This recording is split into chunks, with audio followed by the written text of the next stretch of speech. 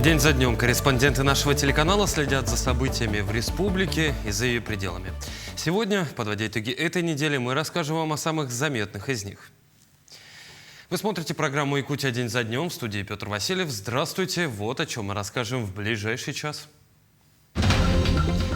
Юрий Трутнев провел заседание Государственной комиссии по вопросам развития Арктики. В центре внимания комплексное развитие опорных населенных пунктов. Вот в эксплуатацию Жатайская судоверфь ожидается до конца года. Стройготовность объекта около 95%. Долгожданное оптоволокно на севере. На форуме «Цифровой алмаз» дали старт синергии Арктики. Расскажем, чем еще запомнился 4-й федеральный форум. Логистика будущего. В Якутии открылся центр по разработке и исследованию дронов. В Саха-академическом театре состоялось торжественное открытие очередной декады Улан-Хо, посвященной 20-летию провозглашения якутского героического эпоса шедевром ЮНЕСКО.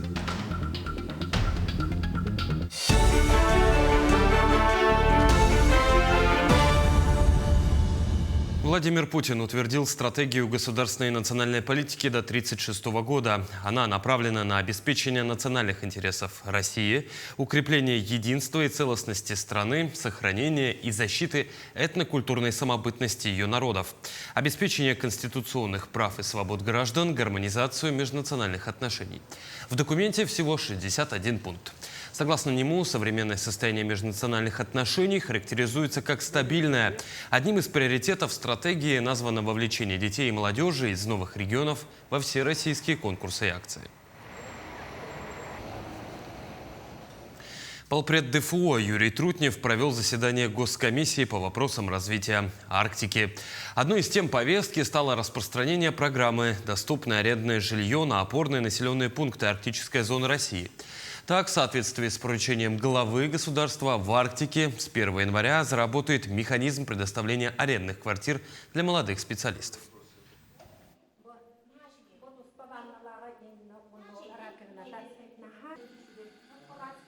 За счет государства будут сдаваться в наем за плату значительно ниже рыночной цене, благодаря субсидиям из федерального и регионального бюджета. Такой механизм уже действует на Дальнем Востоке. С 2023 года региональным операторам передано более 2000 квартир.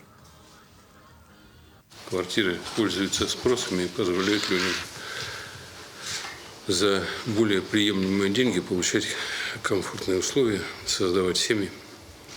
Благодаря данной программе расход семей на аренду жилья составит примерно четверть от рыночной ставки. Обсудим, что необходимо сделать для того, чтобы программа также успешно реализовывалась в Арктике. Идем далее. Начало большого пути по обновлению внутреннего водного транспорта региона. В рамках рабочей поездки в Якутск помощник президента России Николай Патрушев вместе с главой республики посетили Жатайскую судоверфь. До 1936 года на заводе планируют построить около 100 речных судов. Надежда Саханская продолжит тему. Обратите внимание на это изображение. Именно так в финальном своем исполнении должна выглядеть Жатайская судоверфь. Я думаю, что именно эти слова сегодня слышала правительственная группа, которая посетила Жатайскую судоверфь. Вообще это строительство идет долго, но видна уже финишная прямая. И надо сказать, что в декабре 2024 года были налажены стапельные пути. В апреле этого года открыли цеховую часть. Сейчас остается совсем немного. Жатайская судоверфь – это 58 тысяч квадратных метров, на котором расположилось такое важное и нужное для нашей республики предприятие. К финишной прямой мы идем 7-мильными шагами, потому что остается доработать всего 10 квадратов. А это говорит о том, что Жатайская судоверфь сейчас готова на 95%. А начиналось все уже в далеком, по нынешним меркам, 2019 году. Тогда сваи установили в преддверии Дня Республики. Действительно, выбор времени для закладки первой сваи несет в себе глубокий символический смысл. Так, стройка с самого начала обрела значение не только экономического проекта, но и знака обновления, надежды и преемственности поколений. Пройти пришлось сквозь многие испытания. COVID-19, начало специальной военной операции, жесткие санкционные меры. И уже сегодня судоверфь – ключевой объект для строительства судов, обеспечивающих перевозку жизненно важных грузов в рамках северного завоза. Цех способен изготавливать различные суда класса река, река-море, а также небольшие морские суда. Проектная мощность у нас предусмотрена до 10 судов в год. Да. В целом это 10 тысяч тонн металлопродукции в год, но на нее надо будет выходить постепенно.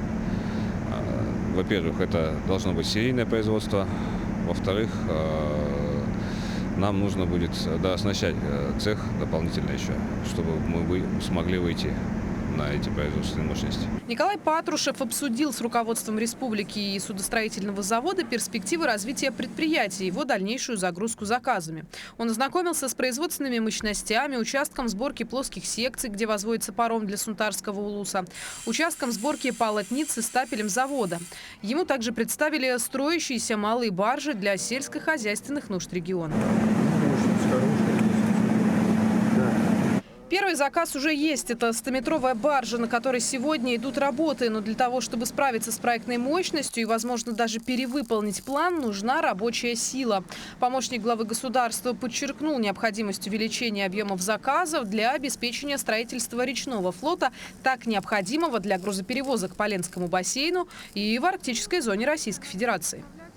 Задачи стоят грандиозные. Да? У нас до 30-го года там такие планы стоят. Ну, надеемся, что в ближайшее время, хотя бы там 3-4 суда в год будем строить. Это зависит от заказов. Сегодня судоверфь уверенно движется к выходу на полные проектные мощности. Уже совсем скоро она станет полноценным судостроительным кластером, который обеспечит создание современного речного флота для грузоперевозок по Ленскому бассейну и в арктической зоне, включая Северный морской путь. Надежда Саханская, Семен Семенов, Жатай.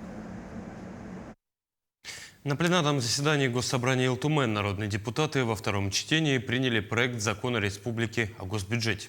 Как отметил глава региона Айсан Николаев, документ формировался в непростых условиях, однако парламент и правительство провели большую согласительную работу. Главное, бюджет остается социально ориентированным. Так, общий объем расходов на 2026 год составляет 349,7 миллиардов рублей. Половина средств, как правило, направляется на здравоохранение, образование и социальную защиту. Ко второму чтению республика получила из федеральной казны дополнительные 28 миллиардов рублей, что позволило укрепить ключевые направления и обеспечить устойчивость бюджета на год следующий. Это позволит уже с федеральной поддержкой продолжать обновление.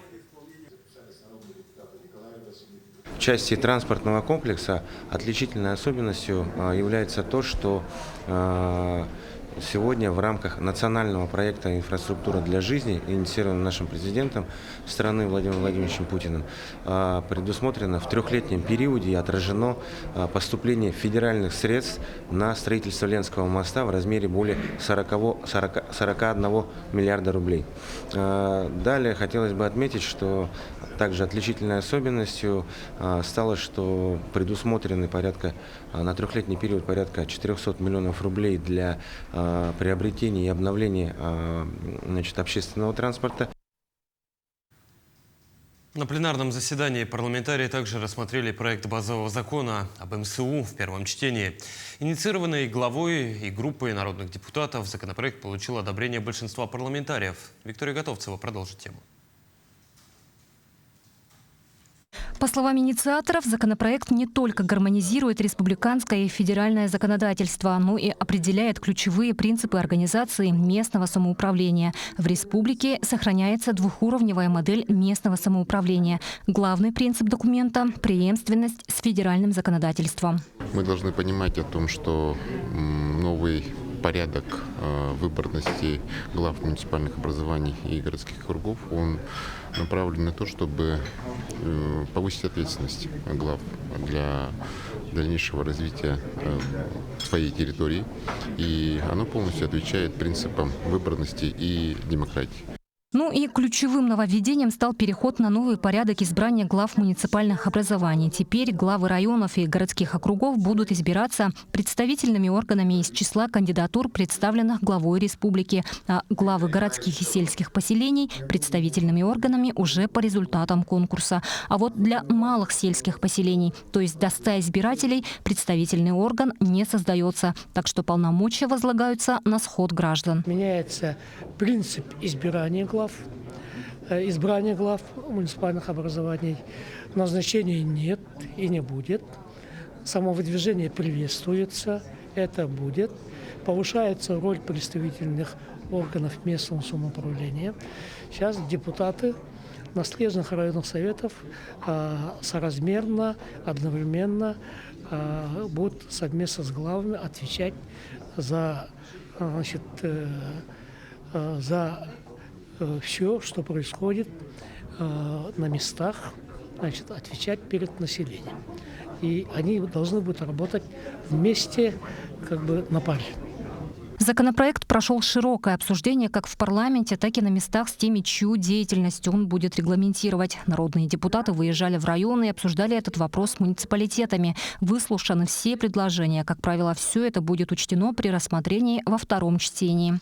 Не только внесли данный проект закона, но и лично я под моим руководством, и другие группы под руководством Владимира Михайловича Прокопьева, председателя профильного комитета, побывали во многих муниципалитетах. В районах мы разъясняли позицию нашу, слушали их предложения от населения республики, от общественности, от депутатов представительных органов, глав муниципальных образований и так далее, и так далее. Здесь были проведены большая подготовительная работа по разъяснению среди населения, проведены парламентские слушания с большим количеством участников. И все это дало свои результаты. В принципе, большинство населения республики данный проект закона поддерживает. Концептуально мы его приняли в первом чтении. Переход на новый порядок избрания будет постепенным, то есть после окончания сроков полномочий действующих глав. В 2026 году по новой схеме пройдут выборы 5 глав районов, 1 городского округа и около 40 глав поселений. Виктория Готовцева, Иван Сорокаумов, Якутск. В экспозиционном зале «Материнская слава Якутии» общественного центра состоялась презентация стенда «Матери героев России», участников СВО. Мероприятие посвятили Году защитника Отечества и Дню матери в Российской Федерации. Стенд украсили имена 12 героев специальной военной операции из Якутии и их мам. На торжественном вечере собрались родственники, супруги и близкие героев. Помимо этого, матерям вручили благодарственные письма и подарки. Он даст нам возможность тоже рассказать о наших матерях, героев России. Это простые наши матери, которые прошли тоже долгий путь, создав семью и воспитали тоже, семьи их были тоже многодетными. И вот это чувство коллективизма, чувство поддержки друг друга, любовь к родине они привили именно вот в своих сыновьях, которые вот совершили подвиги во время специальной военной операции.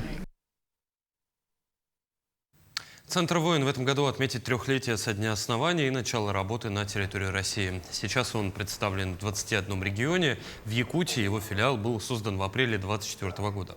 Инструкторы центра – ветераны и опытные бойцы, прибывшие из зоны проведения СВО.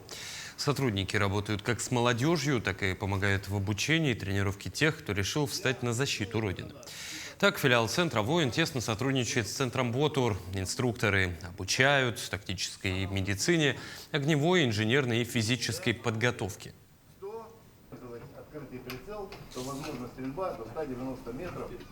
Через нас уже прошли достаточно много курсантов, около 1500 примерно. Но по подписанным контрактам уже около 2000. У нас постоянное взаимодействие с ними. Инструктора центра «Воин» – это бойцы нашего подразделения, тоже ветераны нашего подразделения якутского батальона. И, скажем так, наши старшие братья, они приходят к нам, обучают ребят. Мы продолжим подводить итоги минувшей недели после небольшой паузы. Оставайтесь с нами.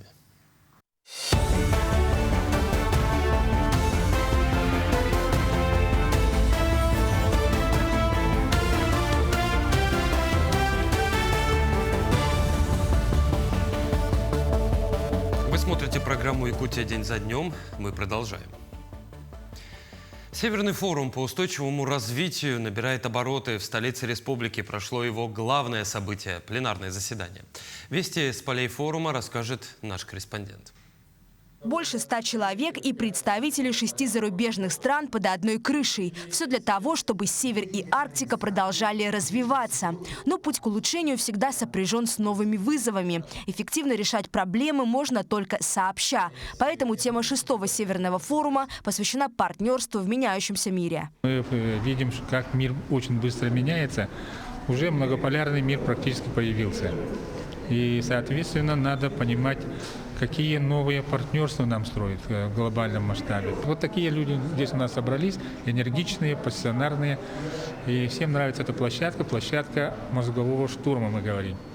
Это не доклады скучные, это живой обмен мнениями, идеями, проектами, чтобы был какой-то конкретный результат. За 1,5 часа пленарного заседания обсудили не просто большое, а колоссальное количество тем. Непростой геополитический фон, экология, промышленность, инфраструктура. Не обошлось без трендовых вещей вроде искусственного интеллекта. Много говорили о транспорте, нашей боли и надежде.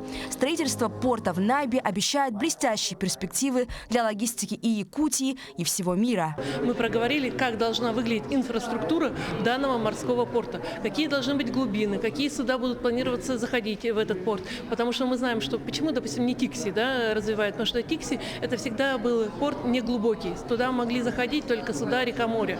Именно говорим, когда Найба, там порт глубокий. Следовательно, туда будут заходить уже морские суда и осуществлять сразу же погрузо-разгрузочные операции в этом порту назначения. Ясно одно. Несмотря на все сложности, невозможно представить будущее планеты без ресурсов Арктики. И эти холодные земли приковывают внимание всех, даже тех государств, чья территория не пролегает на севере. Россия и Китай совсем недавно закончили исследования по северным территориям. Им-то мы показали всей Земле, какой прогресс там сделали наши страны. Мне кажется, что российско-китайские отношения в контексте Арктики особенно подчеркивают на форуме. Я уверен, что и в дальнейшем это общение продолжится.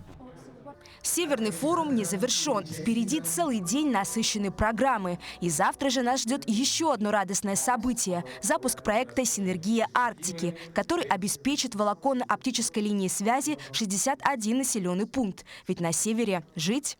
Ржана Гармаева, Иван Сорокаумов, Якутск. Россия остается открытой к конструктивному сотрудничеству в Арктике, в том числе и со странами Запада, если они готовы будут вернуться к равноправному диалогу. Об этом заявил директор Департамента европейских проблем МИД РФ Владислав Масленников, выступая на Северном форуме по устойчивому развитию. Он подчеркнул, в ситуации временной заморозки работы межправительственных механизмов именно региональные форумы сохраняют возможность для диалога и реализации совместных проектов. Дипломат отметил, взаимодействие в рамках Арктики, невзирая на международную турбулентность, не прекращалось, а по отдельным направлениям даже продолжает набирать обороты. Естественно, мы открыты к сотрудничеству с другими странами, в том числе прежде всего внерегиональными, которые заинтересованы в работе в Арктике. Среди таких стран в последнее время очень заметен растущий интерес к сотрудничеству. Прежде всего, наверное, я упомянул бы Индию и Китай.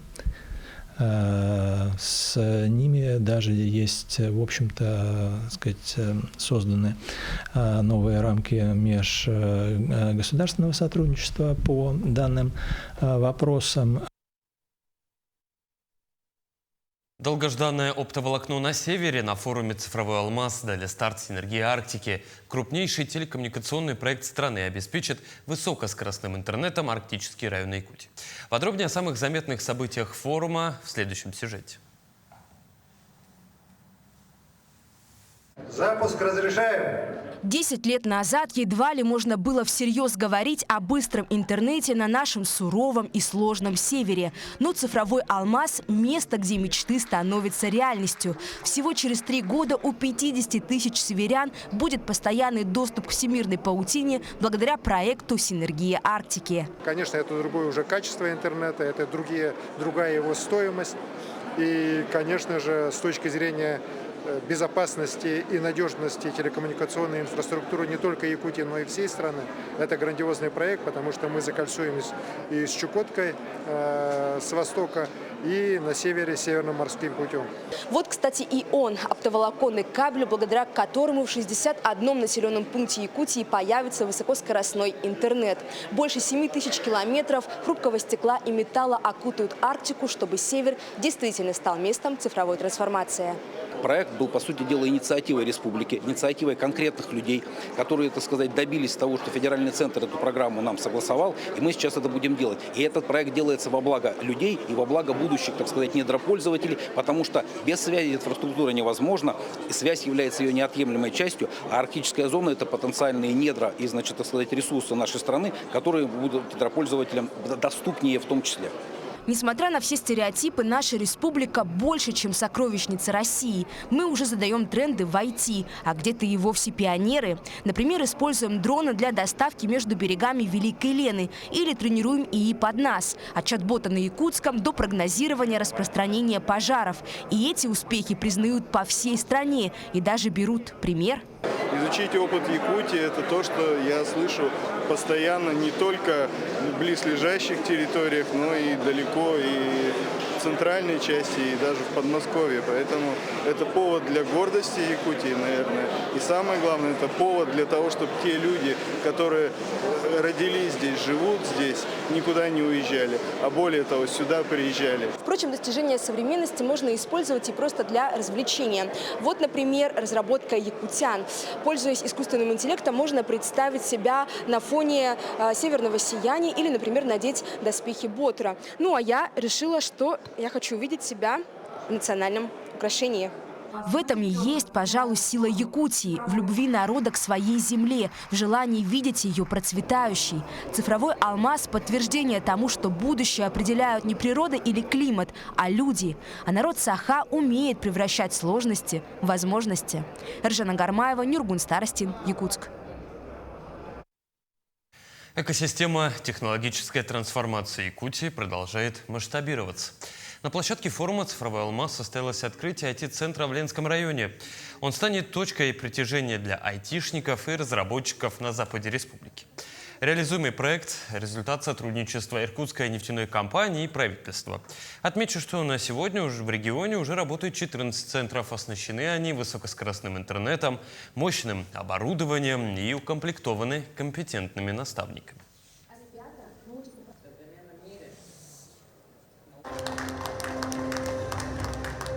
Поздравляем всех с успешным открытием IT-центра в Ленском районе. И здесь мы можем видеть, как уже сегодня молодые люди имеют возможность реализовывать свои задумки, приземлять их в таких реалистичных проектах и уже получать результат. Поэтому мы надеемся, что на самом деле это будет не только такой развивающий, образовательный, но абсолютно практический центр для того, чтобы мы видели появление новых идей молодых разработчиков.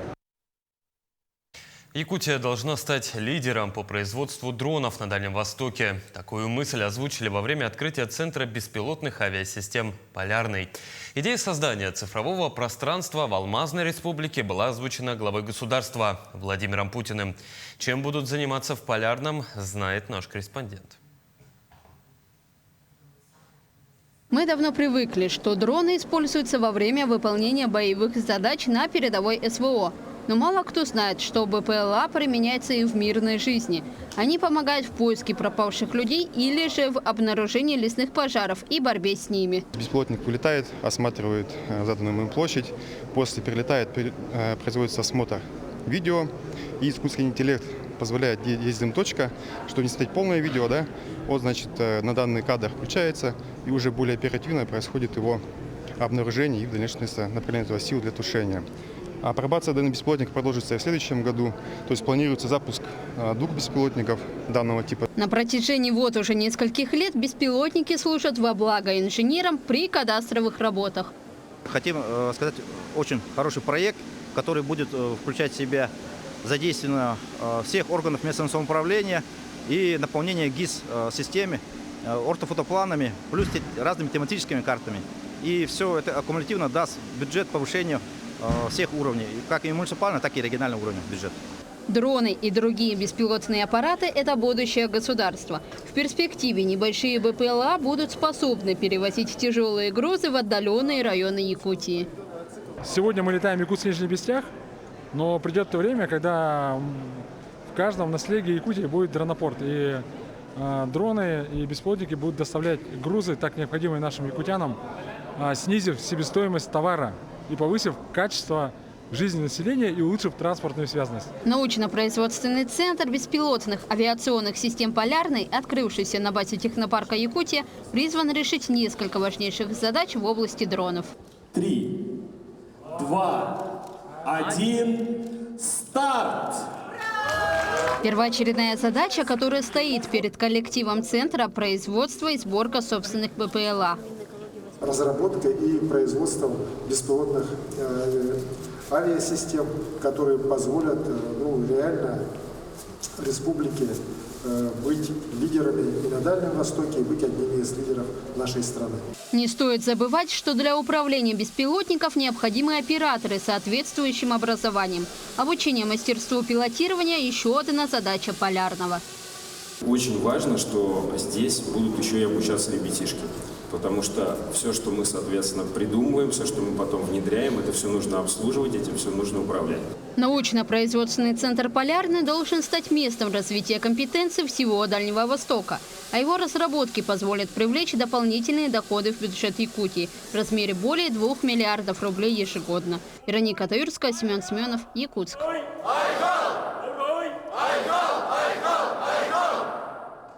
Мы продолжим подводить итоги недели после небольшой паузы. Оставайтесь с нами.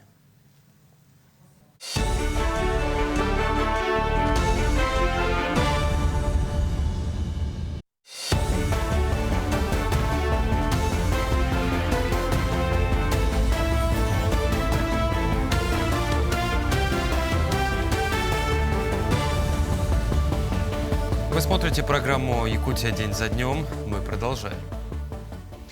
Министерство транспорта республики провело проверку хода работ по устройству ледовой переправы через Лену на участке Хатас-Павловск. На данный момент готовность зимника 90%. Ведутся работы по пробивке первых 2 полос и заливке 3 и 4. Минимальная толщина льда на переправе около 32 сантиметров. Комиссия заявила, что при сохранении низких температур и хорошем состоянии льда проезд откроют уже в пятницу или субботу. Во избежание аварийных ситуаций, связанных с риском для жизни, категорически запрещается выезд на лед до официального открытия переправ. На сегодня работа выполняется по сопережениям графика, поэтому сейчас и отрицательные погодные условия тоже чуть повлияли, можно сказать. Но хочется отметить то, что по сравнению с прошлым годом по гидрологии чуть похуже было, имеется. Поэтому задачу поставили для себя, то, что будем отрабатывать, чтобы открытие до конца этой недели, но это по погодным условиям будет. Дополнительно подрядчики и ГИМС все структуры будут отдельно комиссионно проверять. И в продолжении темы увеличенная грузоподъемность на ледовом автозимнике через реку Амгу в Амгинском районе. С 25 ноября на основании акта проверки ледовой переправы автомобильной дороги Амга разрешили движение автотранспорта с общим весом до 5 тонн. В столице на этой неделе открылась первая в регионе умная поликлиника, построенная по системе государственно-частного партнерства в районе аэропорта. Это 6-этажное здание, рассчитано оно на 600 посещений в смену, включает отделение для взрослых, детей и женскую консультацию. В новой клинике есть диагностические и терапевтические отделения, лаборатория, кабинеты лучевой диагностики, неотложная помощь, дневной стационар и собственный колл-центр. Введением в строй новой поликлиники значительно улучшится доступность, качество медицинской помощи, первичной медико-санитарной помощи. Сегодня мы показали, какие у нас площади, да, какие у нас кабинеты, и у нас полностью предусмотрено разделение потоков пациентов, поэтому все цифровизовано, везде электронная очередь, да, и есть возможность пациентов записаться и через госуслуги, и через колл-центр, и через терминалы. Поэтому здесь, я думаю, что у нас у пациентов не будет никаких очередей, они все будут приходить по времени, вовремя. Роддом в Нерюнгри относится к учреждениям здравоохранения второго уровня. Это значит, он уже имеет республиканский уровень, к которому еще только стремится Нерюнгринская ЦРБ. По показаниям младенческой смертности Нерюнгринский район – один из самых благополучных в нашей республике. Благодаря чему это стало возможным, узнавали наши коллеги из Нерюнгри. Своего третьего ребенка Диана Старкова родила в стенах Нерюнгринского роддома. Разница между детьми у меня же очень большой. Получается, сына я родила в Якутске, в городе Якутске в 2001 году. Дочку родила в деревне на севере. Я из северного района, из Момского района. А вот третьего ребенка, получается, здесь в Нерюнгри. Конечно, если сравнить, конечно, очень много чего поменялось в плане медицины. Персонал очень такой приятный, хорошо относится. Меня обезболили, 2 часа я поспала. Получается, с 7 утра у меня начали схватки.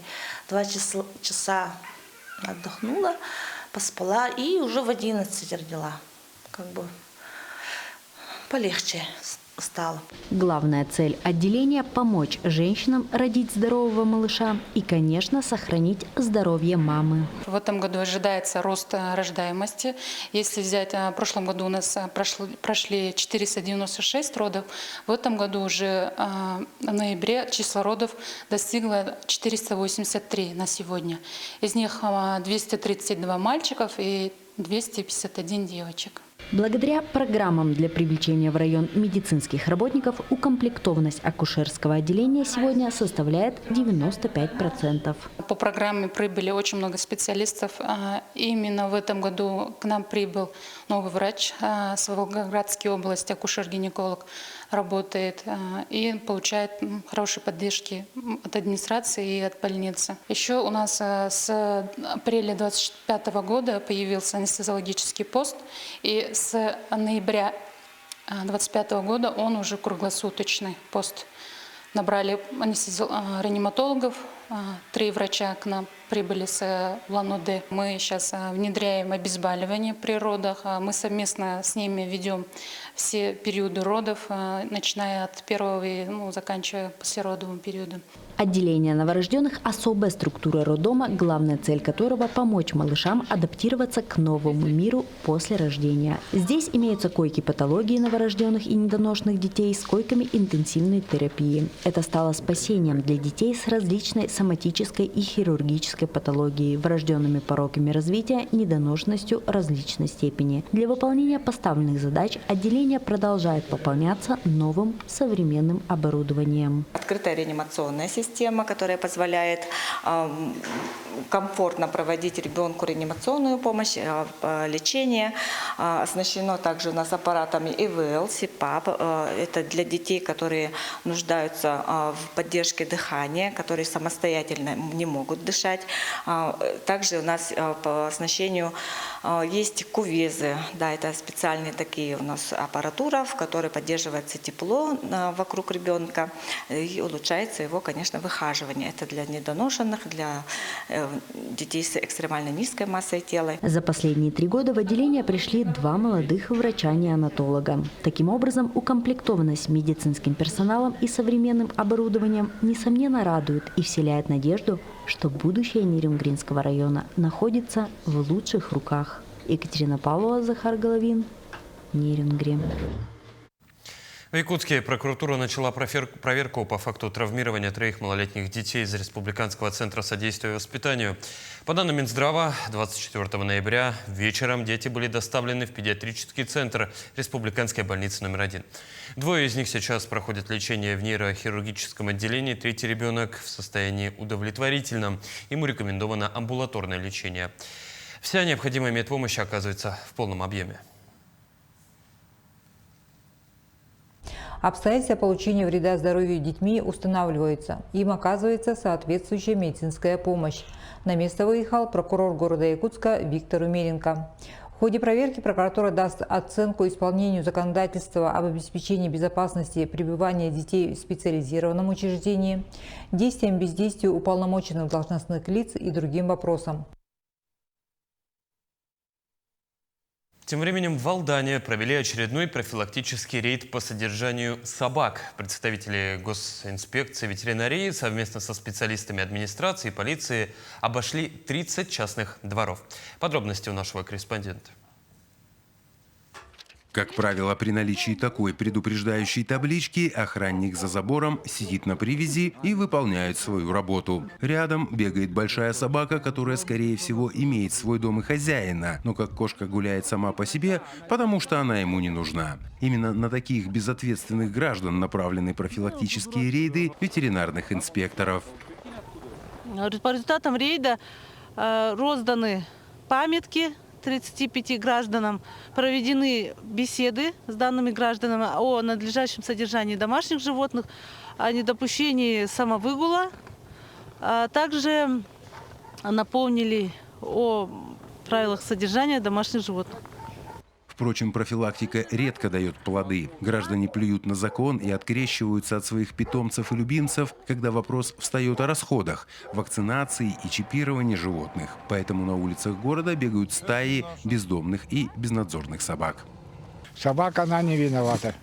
Она не виновата. Виноват хозяин. Что он ее опустил куда-то, не смотрит за ней, ничего. Вот. А так что, собака есть животное. Вот. По всем надо просто, чтобы хозяева понимали, в душу взяли, что ты завел собачку, так ты за ней ухаживай, смотри. В республике принят региональный закон о содержании домашних животных. Работает он лишь на бумаге, потому что профилактическая работа с населением лишь для протокола. Безнадзорных животных должны отлавливать специальные организации по заявкам поселений и сдавать их в приют, которого в Алдане нет. Бывший частный закрыли ввиду мизерного финансирования, а муниципальный так и не построили, хотя обещали к концу лета этого года.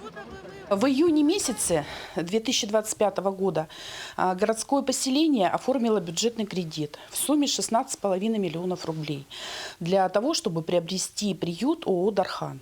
В ходе проведения экспертизы выяснилось о том, что этот приют не соответствует установленным нормам и требованиям. Это означало, что нужно строить новый типовой питомник, к которому не будет претензий и вопросов со стороны контролирующих органов. Но это дороже как минимум в 2 раза. Тогда решили в законодательном порядке заставить финансировать данное мероприятие тех, кто должен. В июне 2025 года прокуратура Алданского района направила иск в Алданский районный суд от неопределенного круга лиц на администрацию города с требованием строительства приюта на территории города.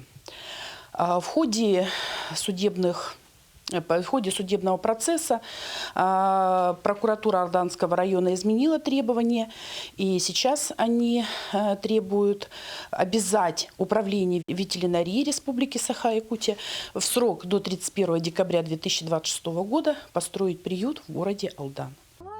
На 4 декабря намечено очередное, уже 12-е судебное заседание по собачьему вопросу. Чем оно закончится, покажет время, но пока служители Фемиды не поставят точку в этом деле, собаки будут продолжать вольно гулять по городу, создавая угрозу здоровью взрослых и детей. Впрочем, городские власти всячески стараются организовать передержку бесхозных собак на периметре, отведенном для строительства питомника. На сегодняшний день по всем принятым законодательным актам полномочия по строительству приюта – это государственное полномочие, которое не передано официально на уровень городских и сельских поселений. Руслан Павлов, Сергей Шипачев, Александр Лукин, Алдан. Продолжим после небольшой паузы. Оставайтесь с нами.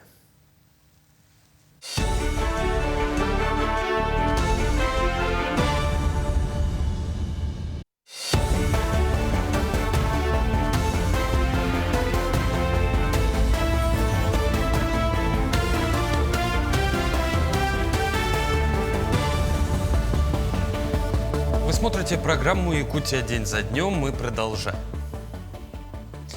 Ракета «Союз» с пилотируемым кораблем «Союз МС-28» стартовала на этой неделе с Байконура. В составе экипажа Сергей Сверчков, Микаев и Кристофер Уильямс.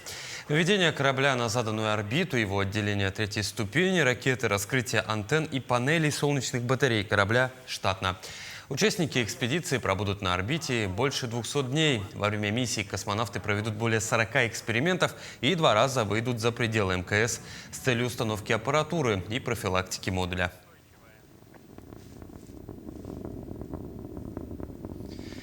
Ну а к слову, рисунок якутянина Эрсана Гуляева тоже полетел в космос. Он украсил корпус корабля «Союз МС-28». Эрсана даже пригласили на Байконур. Мальчик вместе с папой увидел и запуск ракет.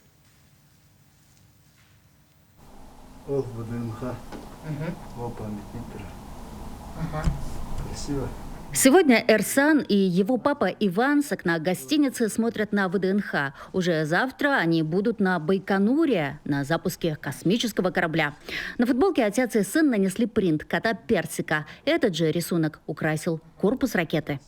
Рисунок – это мой кот Персик. Он с нами живет уже очень долго. Примерно, когда у меня было 5 или 6 лет. А почему ты Персика вообще решил нарисовать? В то время я скучала о нем. И сейчас скучаю. Кота Персика Эрсан нарисовал в прошлом году во время реабилитации в онкоцентре. У мальчика заболевание крови – лейкоз. Тогда же проходила арт-терапия фонда «Юнити». Рисунок Эрсана заприметили сразу. Так кот Персик попал в международный проект «Ракета мечты». Дети очень часто рисуют то, почему они скучают. Они рисуют питомцев, они рисуют семью, они рисуют друзей, они рисуют велосипед. Мы можем гарантировать психоэмоциональную поддержку, которая может способствовать этому выздоровлению. И мы даем вот этот позитивный настрой. Корабль «Союз МС-28» уже вывели на стартовый комплекс. На корпусе рисунки детей. В истории пилотируемой космонавтики такое впервые, говорят организаторы. Всего проект «Ракета мечты» объединил ребят из 14 стран мира и 50 городов России. Миссия особой важности, ведь вместе с рисунком каждый ребенок отправляет в космос свою мечту. У Эрсана это... Пока выздороветь. Миссия номер 1 – выздороветь. И в принципе нет пока что. На Байконур мальчик также повезет книжку с пожеланиями учащихся родной Таегинской школы, Кобяйский район. Желания, отправленные к звездам, обязательно сбудутся, верят дети. Дорогие космонавты, вы наши герои. Хотим всем вам пожелать успешного полета. Ай на 2 класс. Айсена Бурнашова, Айтал Байтунов, Москва. В преддверии Дня матери, который отмечается в России 30 ноября, в Доме правительства наградили многодетных матерей. Премьер-министр республики Кирилл Бычков вручил им госнаграды. Он обратил внимание на то, что в республике уделяется большое внимание поддержке семей. Премьер также подчеркнул, что президент России Владимир Путин неоднократно отмечал успехи Якутии в области улучшения демографии. На сегодня число многодетных стабильно растет и превышает 34 тысячи. На самом деле, я лично очень люблю этот праздник. Я с таким удовольствием всегда иду поздравлять наших мам, бабушек, тех, кто хранит семейный очаг. Вы знаете, такая энергетика потрясающая и такая созидательная, добрая. Любовь к детям, поддержка семьи и все, дружба, любовь. И все строится на детях, на любви к детям. Так волнительно все это. Награду получить. В Саха-академическом театре состоялось торжественное открытие декады Олонхо, посвященной 20-летию провозглашения якутского героического эпоса шедевром ЮНЕСКО. В этом году основной акцент в программе сделали на вовлечение молодежи в изучение и сохранение наследия. По словам организаторов, с каждым годом увеличивается охват, и все больше организаций принимают участие в программе. Всего запланировано более 80 мероприятий, которые пройдут как в столице, так и в районах. Конкурсы, форумы, фестивали, выставки, спектакли и научные конференции будут длиться до 4 декабря. В течение 20 лет на государственном уровне проведена системная работа по реализации и распространению эпоса Олонхо. Учреждены институты Олонхо, создан театр Олонхо. Сегодня образовательные учреждения работают по реализации педагогики Олонхо. Также проводится ИСЭХ Олонхо, который является высшей точкой реализации творческих проектов в сфере Олонхо и других видов фольклора. В день празднования уникального культурного наследия Якутии эпоса Олонхо прошло и вручение стипендий главы республики носителям традиционной культуры. На церемонию прибыли 26 известных аланхасутов, запевала Сохая, кузнецов и народных мастеров. Глава республики поздравил собравшихся с праздничным днем и поблагодарил за вклад в возрождение, сохранение и распространение культурного наследия. Он также подписал распоряжение об объявлении 3-го десятилетия Олонхо в республике. В столице в рамках гастрономического фестиваля «Вкус Якутии» в ресторане «Мусхая» состоялся яркий авторский мастер-класс. Известный кулинар Виктория Петрова под руководством доктора наук профессора Константина Степанова раскрыла секреты традиционной якутской кухни. В этом году конкурс проходит под темой «Арктический кот», предлагая гостям погрузиться в кулинарные традиции предков. Этот ежегодный фестиваль, цель которого популяризировать местную кухню и этнокультурные особенности, объединяет ведущих шеф-поваров и рестораны. Виктория Петрова, она давно занимается пищевыми травами, она занимается и лекарственными травами. И последний год она тоже занимается мучными изделиями, как использовать, как сочетать их. Сегодня она показывает мастер-класс, как делать салат, очень интересный салат, который будет из пищевых трав, и она будет использовать и местный до соли, это будет все местное, да? Мы основное внимание тоже будем уделять карасю якутскому. Ну а во Владивостоке в рамках фестиваля «Кухни народов России» прошли мастер-классы по приготовлению якутских блюд. Мероприятия прошли на базе колледжа технологии и сервиса. Подробности в нашем следующем сюжете. Во Владивостоке студенты колледжа технологии и сервиса приняли участие в онлайн-мастер-классе от шеф-повара ресторана «Тыгын-Дархан». Константин Матананов в режиме видеосвязи продемонстрировал технологию приготовления саламата, традиционного якутского блюда. Участники увидели как классический вариант, так и авторскую версию с запеканием говяжьего языка. Данное мероприятие у нас проходит в рамках фестиваля дальневосточной кухни. Здесь у нас несколько регионов. В данный момент мы выбрали якутскую кухню. Это якутская культура, традиции, приготовления блюд. И мы ребят знакомим с этой культурой. Сегодня у нас онлайн-мастер-класс. Мы здесь, понимаете, хотим больше, наверное, познакомить, потому что мы живем рядом, но много чего не знаем. Здесь вот прям такое объединение. Вот хочется вот больше, чтобы это такая была дружба. Мастер-класс прошел при поддержке колледжа технологии и сервиса Владивостока. Студенты и преподаватели получили возможность задать вопросы шеф-повару и узнать тонкости приготовления национальных блюд. Мне очень понравилось, как шеф готовил блюда. Это было очень полезно и интересно, да. Да, я бы очень хотела, на самом деле, поехать даже в Якутию на мастер-класс, чтобы познакомиться с шефами и приготовить новые блюда. Участники показали высокий интерес к якутской кухне, а организаторы отметили, что подобный мастер-класс у них проходит впервые, но не исключают проведения таких же мастер-классов в будущем. Постоянное представительство Республики Саха-Якутия по Дальневосточному федеральному округу совместно со студентами из Якутии провели мастер-класс по приготовлению якутских оладий и лакомства из сливок и варенья кёрчах. Студенты колледжа ознакомились с техникой приготовления якутских оладий и взбитых сливок, а также послушали способы приготовления других блюд якутской кухни. Мы сегодня показали мастер-класс по готовке оладий и кёрчах. Также я рассказала про якутскую национальную кухню, как мы ее готовим, что они значат и их историю. Ребята сами попробовали приготовить оладьи, получились очень вкусные, и мне помогали еще делать кёрчах. Прошло все очень весело, я считаю, и ребятам понравилось. Также я поиграла на хомусе, и сейчас ребята играют в якутские национальные настольные игры. Данное мероприятие помогали организовать постпредство и сотрудники колледжа. Помимо мастер-класса по приготовлению оладий, студентам была продемонстрирована игра на хомусе и дан мастер-класс по национальным настольным играм. Как отмечают участники, мероприятие для них стало не только полезным, но и принесло им приятные впечатления. Сегодня мы готовили традиционное блюдо из Якутии. Мы находимся сейчас на кухне. На самом деле очень было приятно посетить вас.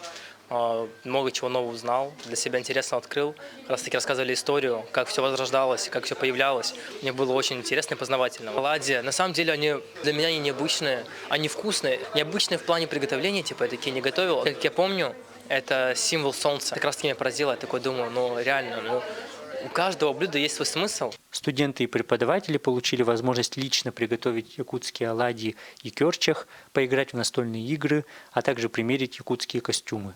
Данное событие стало важным для сохранения и популяризации якутской кухни среди молодого поколения.